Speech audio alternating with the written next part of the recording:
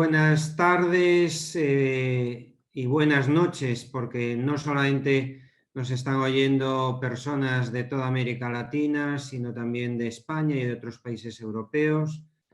Damos inicio a este segundo foro de la tercera jornada del primer Congreso Iberoamericano de Liderazgo. Les habla José Ramón Amor, coordinador del Observatorio de Bioética y Ciencia de la Fundación Pablo VI, una de las entidades que organizan este primer Congreso Iberoamericano de Liderazgo. Como saben ustedes, este foro va a versar sobre un tema bien importante, la economía circular en el contexto de la sostenibilidad medioambiental. Hablará en primer lugar Eduardo Acastelo, que, como saben ustedes, es ministro de Industria, Comercio y Minería de la provincia de Córdoba.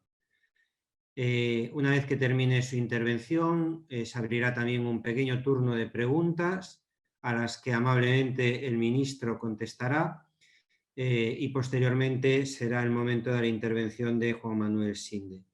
Y como ustedes han venido a escuchar a los ponentes, sin más, agradezco a nuestros dos invitados el que hayan aceptado participar en este evento y a todos ustedes el que hayan querido acompañarnos también en esta aventura.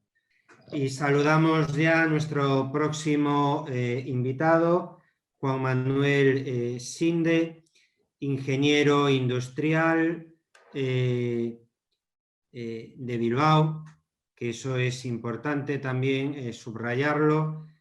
Ha desempeñado diversos cargos directivos durante más de 3 décadas en la Corporación Mondragón. Actualmente es el presidente de la Fundación Arizmendiarrieta, que me cuesta siempre un montón pronunciar este apellido. Yo he tenido la enorme satisfacción de poder conocer de primera mano la corporación durante 3 días, hace 4 años, de la mano de la entonces secretaria general, Arantxa, la figura del padre Arizmendiarrieta, porque pocas personas lamentablemente conocen que en el origen de este absoluto fenómeno mundial que es la Corporación Mondragón están los sueños utópicos de un joven cura que además se tuvo que enfrentar para llevar a la práctica esos sueños utópicos que por otra parte nacían de la más pura y ortodoxa doctrina social de la Iglesia. Pues tuvo que enfrentarse con bastantes sinsabores, con bastantes incomprensiones dentro y fuera de la propia Iglesia. Yo he de confesar, y lo hago en este foro, que esos 3 días conociendo intensamente la realidad, la historia, el presente y el futuro de la Corporación Mondragón fue un auténtico, me atrevería a decir, casi como unos ejercicios espirituales, porque salí fortalecido en la convicción de que es posible construir otro modelo económico que tenga como cimiento la dignidad humana, que tenga como cimiento la solidaridad y la fraternidad y que además esté impulsado en buena medida por hombres y mujeres que creemos en el Nazareno, en Jesús de Nazaret, ¿no? ¿Para cuándo, Juan Manuel, la beatificación del padre Arizmendiarrieta? Bueno, pues efectivamente, en estos momentos el padre Arizmendiarrieta es venerable por decisión del Papa Francisco, que la tomó en diciembre del 2015, justamente coincidiendo con el centenario de su nacimiento. Y ahora la comisión postuladora estamos trabajando en ofrecer sus ideas, su delegado, a todas las personas creyentes y no creyentes.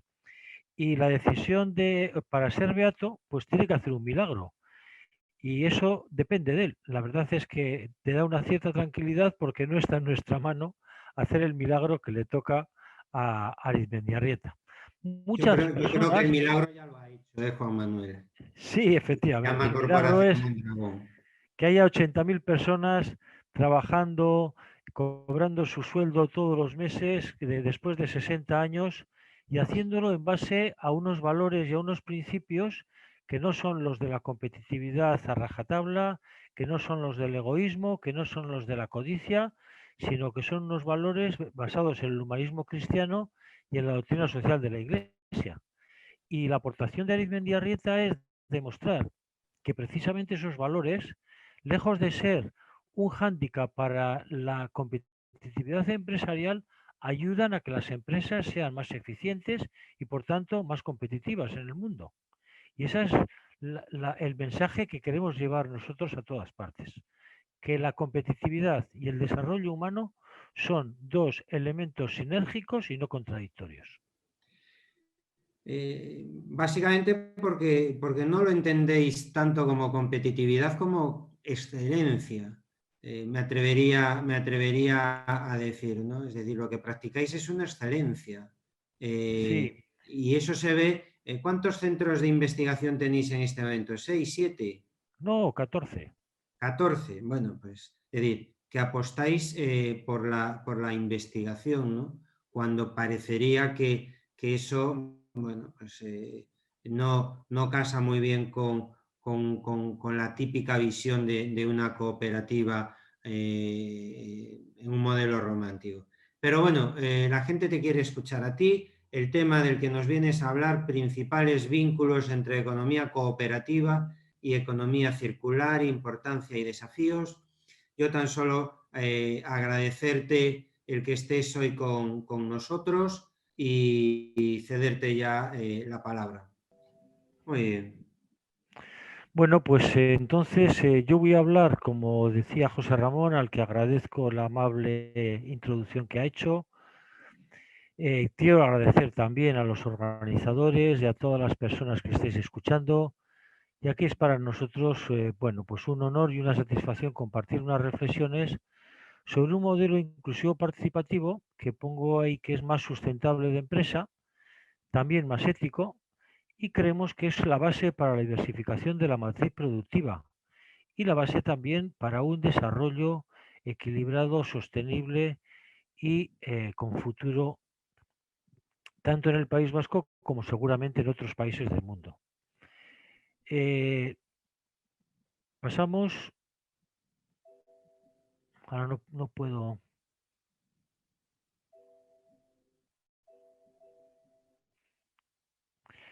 El segundo, bueno, pues mi exposición va a tener tres partes.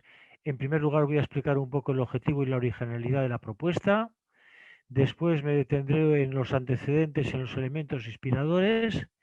Y en tercer lugar, bajaremos ya a lo concreto y hablaremos de las características del modelo inclusivo participativo de empresa del cual hemos hecho una revisión en el año pasado aprovechando la pandemia.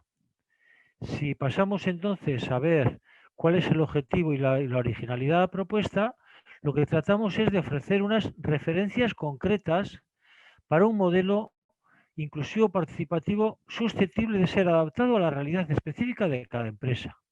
Esto no es un café con leche para todos, sino son unas orientaciones que cada empresa tiene que revisar y ver si efectivamente le interesan todas y cada una de las recomendaciones que aquí hacemos en su caso, o bien priorizar de las 21 propuestas cuáles son las que más le pueden interesar a corto plazo, a medio y a largo plazo. Y partimos de unos acuerdos aprobados por unanimidad en los parlamentos vasco y navarro en el año 2018.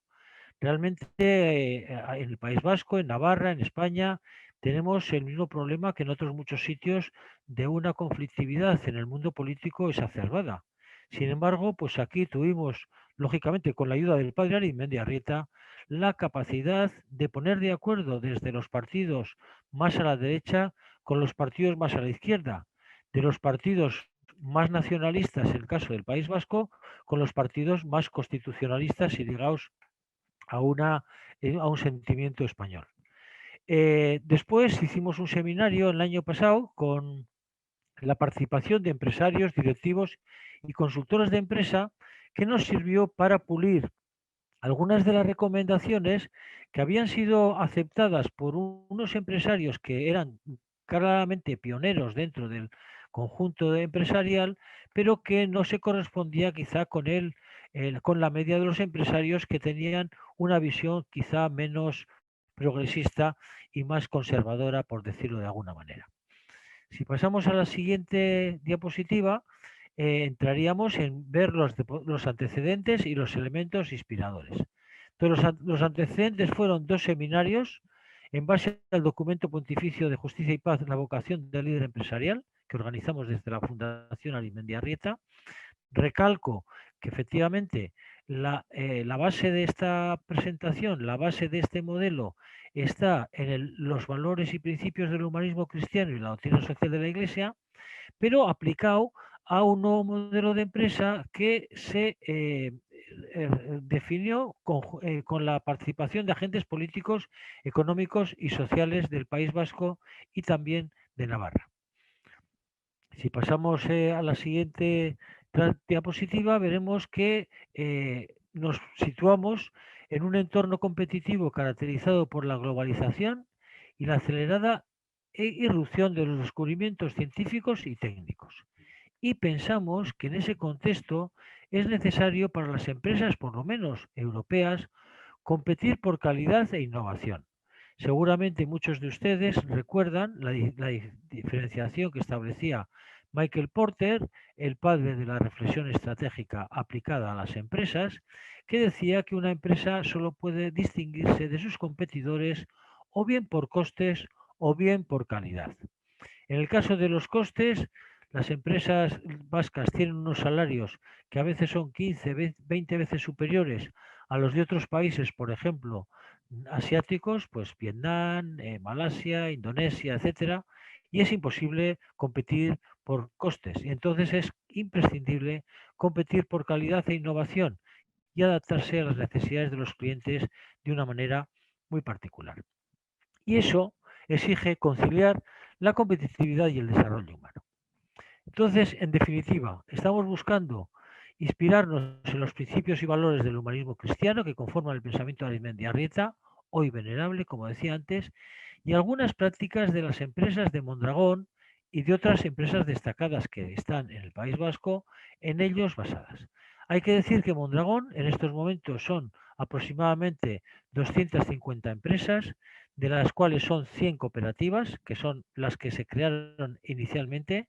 De los últimos años, la mayor parte son empresas que son sociedades anónimas, pero hay que destacar que además del elemento jurídico, del elemento societario cooperativo, lo sustancial de las prácticas de las empresas de Mondragón es que al estar basadas en unos principios y unos valores diferenciales, tienen unas prácticas de gestión también diferenciales, que son las que luego voy a describir en el punto tercero. Si pasamos, Diego, bueno, ¿y cuáles son esos principios y valores que están en la raíz del modelo propuesto? Pues en primer lugar, 2 que son los pilares de la doctrina social de la Iglesia. El primero, respeto a la dignidad humana de todas las personas. Todas las personas tenemos la misma dignidad humana, bien sea el presidente, el guarda de seguridad o el recepcionista. Y tenemos que ser tratados de acuerdo con esa igual dignidad humana. Eso supone una relación entre las personas que es muy sana y que contribuye a crear un proyecto común. ¿Qué es la segunda parte? Ese proyecto común, ese bien común, tiene que tener prioridad sobre las necesidades y los intereses de los distintos grupos de interés, por importantes que sean accionistas, trabajadores, proveedores, la administración pública, etcétera. En definitiva, la igual dignidad humana de todas las personas y la prioridad del bien común sobre los intereses de los grupos de interés son los 2 pilares sobre los que se asienta el modelo que vamos a explicar. ¿Qué tiene que tener claro que su objetivo prioritario no es obtener los máximos beneficios a corto plazo, sino satisfacer de forma equilibrada a las personas de los distintos stakeholders, de los distintos grupos de interés. Esto es algo que poco a poco va siendo asumido por los líderes de las empresas capitalistas con más visión de futuro. Y bueno, recientemente, bueno, hace un par de años, incluso un lobby empresarial muy famoso y muy importante, que es el Business Roundtable, en donde están representados los CEOs de las principales multinacionales americanas, decía que hay que ya desechar el viejo principio de Milton Friedman de que el único objetivo de una empresa es ofrecer la máxima rentabilidad a sus accionistas por unos objetivos que sean incorporando a los intereses de los distintos grupos de interés que estoy insistiendo. Si pasamos de la siguiente diapositiva, otros principios que están también en este caso anclados en la doctrina social de la Iglesia es promover la participación de los trabajadores en la gestión y en los resultados. Y no pongo la propiedad porque es algo que conceptualmente entre los empresarios genera un cierto rechazo y hemos elegido finalmente por poner en marcha aquello que vemos que es viable y posible y no entrar en un conflicto que a veces es un conflicto ideológico que no lleva a ninguna parte. Nos parece también importante mantener unos criterios de solidaridad interna entre los distintos grupos citados y mantener también, por fin, unas políticas solidarias con la comunidad en la que desarrolla la empresa su actividad. Y la siguiente pregunta es si pasamos a la transparencia y eso en qué se concreta. Son bonitas frases que quedan bien para una presentación en la que hay una sensibilidad humanista en la audiencia. Pues hay que decir que no. Eso se concreta en unas prácticas de gestión que voy a explicar a continuación. Hay que decir, de todas formas, antes de nada, que el modelo está abierto a nuevas aportaciones. No es una cosa cerrada y realmente hemos ido mejorándolo en la medida en que hemos ido haciendo presentaciones a personas de los distintos agentes económicos, sociales, empresarios, universitarios, personas ligadas a grupos de la Iglesia, etcétera. Y luego, como decía en un inicio, se puede adoptar de forma modular y parcial y no necesariamente global.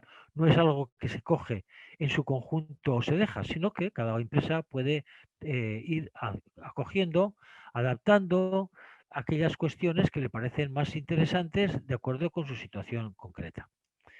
Por otra parte, no pretende negar la existencia de diferentes intereses entre capital y trabajo. Evidentemente, hay intereses distintos, pero creemos que esos intereses distintos pueden ser canalizados mediante la participación de los trabajadores en la empresa, en la gestión y en los resultados. Y es un modelo que es un modelo alternativo a la actitud básica de confrontación, al viejo lema marxista de la lucha de clases, en la que nosotros no creemos y creemos, sin embargo, que debe de ser superada para buscar aquella práctica que sea adecuada y que sea de interés para para para los dos intereses, sea los accionistas y los trabajadores. Y parte de considerar la importante contribución potencial de la empresa. Realmente, sin empresas no hay creación de riqueza ni creación de empleo. La creación de riqueza y empleo no lo hace la administración pública, aunque, como bien ha dicho antes el ministro, su papel puede ser fundamental para contribuir a su desarrollo. Pero no olvidemos que en última instancia son las empresas las que crean riqueza y son las empresas las que crean empleo. Pasaríamos a con la siguiente transparencia definiendo los 4 ejes directores del modelo, que serían los siguientes. En primer lugar, una cultura de cooperación, corresponsabilidad y preocupación de las personas, frente al paradigma de confrontación como actitud básica que decía anteriormente. El segundo eje está basado en la participación de los trabajadores en la gestión y en los resultados, frente a la separación radical de capital y trabajo que predican algunos. En tercer lugar, y pasamos a la transparencia, estaría la prioridad de la sostenibilidad del proyecto colectivo sobre los intereses de cualquiera de los grupos de interés. frente a la prioridad de los intereses parciales de unos y otros, como decía antes, refiriéndome a Milton Friedman, que decía lo que antes he citado, que son los accionistas los únicos que deben ser tenidos en cuenta a la hora de la gestión. Para terminar con que la empresa debe tener en cuenta las necesidades de la comunidad en la que se asienta. Y pasamos entonces ahora a definir cuáles son las prácticas de gestión concretas correspondientes a cada uno de los 4 ejes. Si empezamos con el eje de la cultura de cooperación con responsabilidad y preocupación de las personas, tiene que, en primer lugar, la clave de bóveda sobre la que se basa todo el modelo es una política de transparencia informativa, con información regular a los trabajadores sobre las variables y políticas más importantes de la empresa. Esta es, como insisto, la clave de bóveda, que es dar una información sistemática, transparente y entendible a los trabajadores. Y voy a poner el énfasis en esta última característica, entendible, porque algunas empresas se saben la letra pero no la música y creen que es suficiente poner en la página web la información de los resultados mensuales de la empresa. Y a veces esa información es como si a las empresas, es como a los trabajadores les daríamos la información en holandés. Y si le damos la información en holandés, pues sencillamente los trabajadores no la entienden. Entonces, esta es la base sin la cual todo lo demás sobra. Y si realmente puedo dar una recomendación sobre por dónde empezar, es por aquí. Una política de transparencia con información sistemática y entendible. No solamente sobre el pasado, sino también sobre las políticas, sobre las preocupaciones, también sobre las preocupaciones, sobre los fracasos, porque no siempre las cosas salen bien, como todos sabemos, correspondientes a la empresa. Y esa es la base para hacer un proyecto compartido. La segunda característica, la transparencia siguiente, se refiere a la formación. Realmente, a veces, a muchos directivos de empresas se les llena la boca diciendo que lo más importante que tiene la empresa son las personas. Y la pregunta es, ¿y cuánto invierte usted en el activo más importante que tienen? Y la inversión pasa por planes de formación sistemáticos con objetivos de dedicación por cada uno de los trabajadores. Como referencia, hemos puesto un objetivo de 20-40 horas. Yo más bien pondría 40 horas mínimo de formación por persona y llegando anualmente por lo menos al 80% de los trabajadores. En nuestro caso pusimos inicialmente el objetivo del 100% y la verdad es que no fue materialmente posible alcanzarlo. Y nos hemos puesto un mínimo del 80% por pensar que es un objetivo alcanzable. En tercer lugar, si pasamos a la transparencia, entraríamos eh, en el diseño de las políticas retributivas. Las políticas retributivas en el mundo cooperativo y en la que estamos eh, recomendando para las pymes, aunque no con carácter muy riguroso, es de que tengan un abanico salarial del 1 al 6, es decir, que tiendan a favorecer la cohesión social y no pues una cierta sensación de agravio comparativo, pensando que si el gerente gana 40 veces, 100 veces más que el sueldo medio, pues realmente es difícil que la gente se sienta identificada con el proyecto.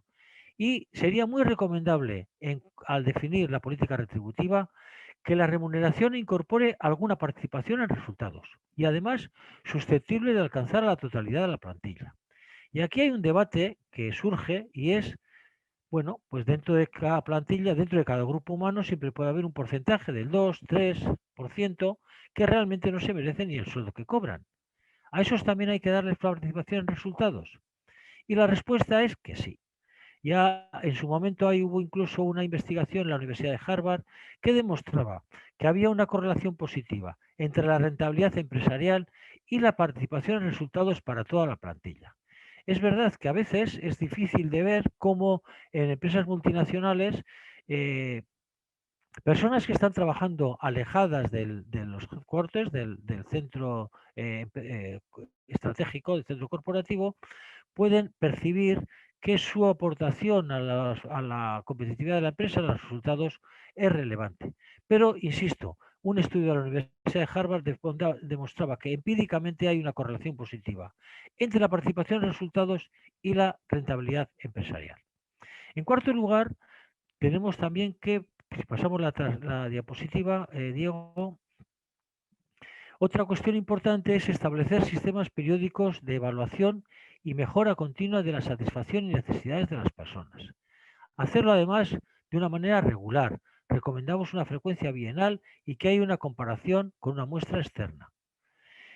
Aquí en nuestra experiencia tuvimos muchas dudas pensando que si estábamos haciendo estas evaluaciones nos íbamos a encontrar con que la gente nos iba a pedir lo imposible, iban a escribir la carta a los Reyes Magos, iban a trasladar su insatisfacción por la remuneración y efectivamente pues las personas todas en general pues aspiramos a ganar más, pero nos dieron una información muy interesante como para corregir algunas prácticas de gestión que no tenían prácticamente coste, exigían una mayor esfuerzo por nuestra parte, pero que eran muy valoradas por las personas. Y en concreto, lo que primero destacaron es que querían enterarse de lo que pasaba en la empresa, de sus problemas, de sus proyectos y de nuestras preocupaciones por nosotros, por los directivos, y no en la red de máquinas de café, que es donde a veces la información fluye con más velocidad y con más sinceridad que la información formal. Y bueno, pues montamos un sistema de comunicación interna que realmente nos exige una gran dedicación, pero que ha mejorado la satisfacción de las personas de una manera relevante. Y creemos que hay que implicarle al comité de empresa, que hay que implicarle a los responsables de los trabajadores. Siempre tiene, bueno, pues el inconveniente de que a veces hay preguntas que son incómodas, que ya sabemos que nos van a dar un resultado malo, que ya sabemos que es muy difícil de corregir, pero es mejor corregirlo y es mejor preguntar porque eso le da más credibilidad a la evaluación. Si pasamos el siguiente diapositiva, otra cuestión importante es saber que en principio vamos a tender a priorizar la promoción interna a la hora de asignar promociones y asignar más responsabilidades. Y además utilizando criterios objetivos de valoración del mérito. Ciertamente a veces es muy difícil, nos encontramos en algunas cooperativas con que el conjunto de los trabajadores decidió dar prioridad a la hora de contratar nuevas personas a los hijos de los socios, con lo cual pues nos hemos encontrado a veces con que el nivel de las personas que incorporábamos no era el adecuado. Porque claro, cuando un socio trabajador de una cooperativa tiene 3 hijos, va a tratar de colocar en la cooperativa aquel con el que tiene más dificultades para darle una salida, que no es precisamente el más valioso. Eso es un problema en general, es un problema de las cooperativas, pero por lo menos como referencia hay que intentar utilizar criterios objetivos de valoración del mérito. También, bueno, eliminar la brecha salarial de género, algo en que tenemos que trabajar más. Esto lo incorporamos en una de nuestras presentaciones, precisamente por la sugerencia de una sindicalista, porque realmente inicialmente se nos había olvidado. Y en último lugar, dentro de este bloque, nos parece importante buscar fórmulas que favorezcan la corresponsabilidad y la conciliación de la vida profesional y familiar. Esto es especialmente importante en algunas fases de la vida profesional y personal de las personas. Realmente, pues te encuentras a veces con parejas que son profesionales los dos, que tienen un sueldo razonablemente bueno y que cuando tienen familia, cuando tienen críos pequeños, pues valoran más tener una cierta flexibilidad pues para poder atender a sus hijos, llevarles al médico, etcétera, que no que les subas unos puntos más el sueldo. Y con esto terminaríamos el primer bloque para pasar al segundo, que se refiere a la participación de los trabajadores en la gestión, los resultados e incluso, si es posible, la propiedad, aunque esto, como ya he dicho, es algo que no debe ser prioritario porque es mal acogido por muchos empresarios. Sin embargo, todo el mundo coincide, todo el mundo razonable, en que es adecuado implantar sistemas de gestión participativos con procedimientos y herramientas adecuados. E incluso consultar con los representantes de los trabajadores las decisiones más relevantes de la empresa, que no exijan, lógicamente, un tratamiento confidencial. Y cuando digo consultar, no es negociar, quiere decir escuchar. Normalmente los trabajadores y sus representantes tienen una visión de la realidad empresarial que es complementaria de la que solemos tener desde la dirección. Nuestra experiencia en una compañía de seguros que no puede ser cooperativa por razones legales en el mercado español es que cuando incorporamos en el Consejo de Administración un representante de los trabajadores, tenía comentarios de lo más enriquecedores, porque efectivamente percibía la realidad desde unos lugares que nosotros no conocíamos. Es verdad que tiene sus riesgos, es verdad que te puedes encontrar con que se puede aprovechar la información para exigir pues una mayor retribución al conjunto del colectivo, pero creemos que merece la pena el hacer esas consultas de una manera regular. Quizás la participación en el Consejo requiere un nivel de confianza que no se adquiere desde el principio, pero ciertamente en la consulta sí es muy recomendable. En segundo lugar, dentro de este eje, y pasamos a la transparencia, Diego, estudiar el compromiso, como decía, de repartir un porcentaje de los resultados entre todos los componentes de la plantilla. Y nuestra recomendación es de que se dé un plazo de tiempo para para que pueda ser asumido por la empresa, pero ponerlo en sus estatutos, como un compromiso firme y no algo circunstancial cuando las cosas, por lo que sea, conviene. Aquí normalmente la queja que tienen los sindicalistas es de que cuando las cosas van mal hay transparencia, hay disposición para repartir los resultados, pero cuando las cosas van bien se olvidan. Entonces es conveniente dar a esto un componente estructural y un compromiso que se recoja incluso en los estatutos de la compañía. Y si pasamos de transparencia, sí, pasaríamos al tercer bloque, que es la prioridad de la sostenibilidad del proyecto colectivo sobre los intereses de los grupos de interés. ¿Esto en qué se traduce? En que haya un compromiso de destinar al menos un 50% de los beneficios a incrementar los fondos propios y, consiguientemente, a incrementar el desarrollo y la sostenibilidad de la empresa. Esto no es nada fácil, incluso para las cooperativas nos ha resultado a veces difícil de mantener, sobre todo cuando los beneficios eran pequeños y la gente pues estaba con unas expectativas de tener una remuneración adicional que no podía conseguirse con el 50%. También en este caso lo que sugerimos desde que sea una cosa progresiva con que debiera alcanzarse en un periodo máximo de 5 años. Y también otro compromiso se corresponde con las actividades de I+D. Pero creo que antes nos hemos saltado una transparencia que me gustaría retomar para atrás, Diego, si no te importa. Antes, otra. Esto es. Bueno, dentro de esta prioridad de la sostenibilidad del proyecto colectivo, lo que recomendamos es priorizar estrategias de crecimiento sustentable sobre estrategias de rentabilidad a corto plazo. Aquí seguramente muchos de ustedes recordarán que en concreto el director de la oficina de Tokio de McKinsey decía que solo hay dos alternativas estratégicas. Una es la de crecimiento y otra es la de rentabilidad. Entonces, lo que nosotros sugerimos es de que siempre que el mercado, lógicamente, lo soporte, se prioricen estrategias de crecimiento que favorecen la creación y el mantenimiento de puestos de trabajo y hacen que el proyecto colectivo sea más atractivo y más, pues más agradable para los trabajadores. Pasamos entonces al siguiente punto, que sería plantear objetivos anuales que tangibilicen las ventajas del nuevo modelo.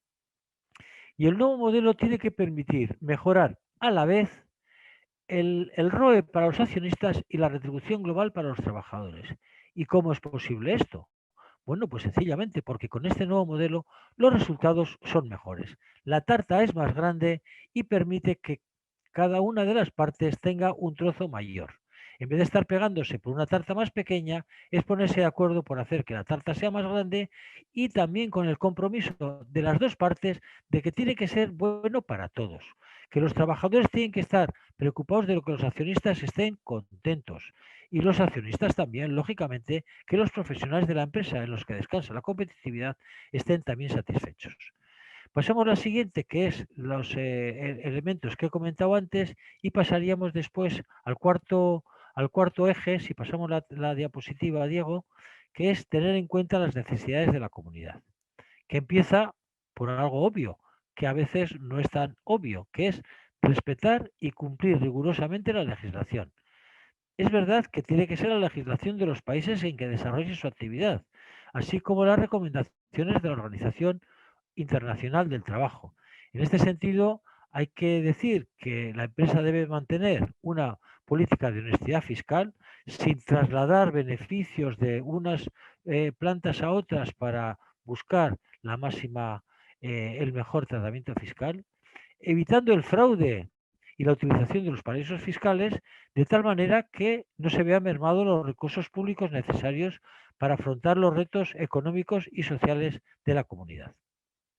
Después, dentro de este bloque, pasamos a la transparencia, dedicar un mínimo de un 1 o 3% de los beneficios a actividades de responsabilidad social, valorando la implicación de los trabajadores y contando con el comité de empresa. Insistimos para que todos ellos se sientan parte de un proyecto colectivo, de un proyecto del que se van a sentir orgullosos, de un proyecto que puedan decir que contribuye a resolver algunos de los problemas de la comunidad en la que se asienta la empresa, que también a veces pues, no es fácil de implantar de una manera inmediata y que nos admitimos que pueda hacerse en un periodo de 5 años. Pasamos a la transparencia, Diego. Creemos que la empresa, en la medida en que se preocupe por los problemas del entorno, tiene que participar también en la reflexión e implementación de políticas públicas dirigidas a la integración de los trabajadores menos cualificados. No puede ser esto un problema únicamente de la administración pública, y la administración pública haría bien, como ha dicho antes el ministro que ha intervenido de la provincia de Córdoba, en escuchar, en hacer la escucha activa de las empresas y de los agentes sociales que seguramente pueden hacer interesantes aportaciones para resolver este problema, que lo tenemos ahí. En la medida que las nuevas tecnologías, la inteligencia artificial y la robótica avancen, nos vamos a encontrar con este problema. Pasamos de transparencia, Diego, y en el mismo sentido hay que prestar desde la empresa una colaboración para la adecuación de la formación profesional, la formación continua y la formación universitaria, de tal manera que haya más cercanía y hay una comunicación permanente entre el mundo empresarial y el formativo para un proyecto común. Esto se puede resolver más fácilmente en hábitos pequeños, en comunidades autónomas pequeñas, que no a nivel de los estados, que generalmente pueden ser demasiado grandes para buscar esta colaboración.